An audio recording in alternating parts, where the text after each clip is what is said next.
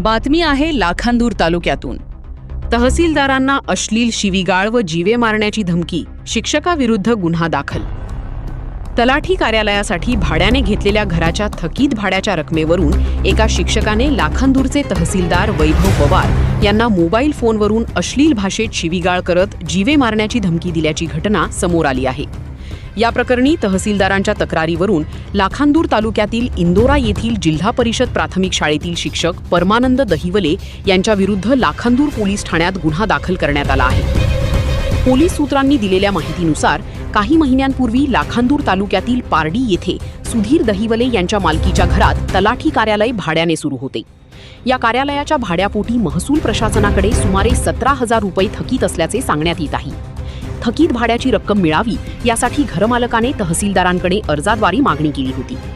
दरम्यान घटनेच्या दिवशी तहसीलदार वैभव पवार हे तहसील कार्यालयात उपस्थित असताना शिक्षक परमानंद दहिवले यांनी मोबाईलवरून त्यांना फोन केला। यावेळी तलाठी कार्यालयाच्या भाड्याच्या रकमेवरून वाद घालत संबंधित शिक्षकाने तहसीलदारांना अश्लील भाषेत शिवीगाळ करत तसेच मारहाण करण्याची आणि जीवे मारण्याची धमकी दिल्याचा आरोप तक्रारीत करण्यात आला आहे। विशेष म्हणजे तलाठी कार्यालयासाठी भाड्याने घेतलेल्या घराचे मालक वेगळे असतानाही संबंधित शिक्षकाने थकीत भाड्याच्या विषयावरून थेट तहसीलदारांना फोन करून शिवीगाळ व धमकी दिल्याने या घटनेची चर्चा तालुक्यात सुरू झाली आहे। या प्रकारानंतर तहसीलदार वैभव पवार यांनी लाखांदूर पोलीस ठाण्यात तक्रार दाखल केली। तक्रारीच्या आधारे पोलिसांनी शिक्षक परमानंद दहिवले यांच्याविरुद्ध संबंधित कलमांनुसार गुन्हा नोंदविला असून प्रकरणाचा पुढील तपास ठाणेदार शिरीष भालेराव यांच्या मार्गदर्शनाखाली सुरू आहे।